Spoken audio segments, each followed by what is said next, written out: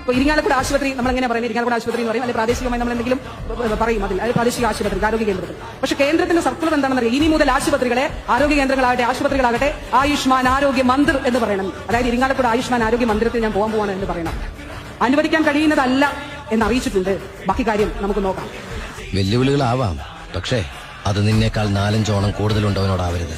പേരുമാറ്റത്തിൽ കേന്ദ്ര സർക്കാരിന് വഴങ്ങിയ ആരോഗ്യവകുപ്പ് സംസ്ഥാനത്തെ പ്രാഥമിക ആരോഗ്യ കേന്ദ്രങ്ങളിൽ ഇനി ആയുഷ്മാൻ ആരോഗ്യ മന്ദിർ എന്ന പേര് കൂടി ചേർക്കും. പ്രാഥമിക ആരോഗ്യ കേന്ദ്രങ്ങളുടെ പേര് ആയുഷ്മാൻ ആരോഗ്യ മന്ദിർ എന്നാക്കി ആരോഗ്യവകുപ്പ് ഉത്തരവിറക്കി. കേന്ദ്ര സർക്കാരിന്റെ നിർദ്ദേശമനുസരിച്ച് ആണ് ഈ തീരുമാനം. എന്നാൽ കേന്ദ്രത്തിന്റെ നിർദ്ദേശമനുസരിച്ച് ഇങ്ങനെ പേര് മാറ്റില്ല എന്നായിരുന്നു സംസ്ഥാന സർക്കാർ നേരത്തെ പറഞ്ഞിരുന്ന നിലപാട്.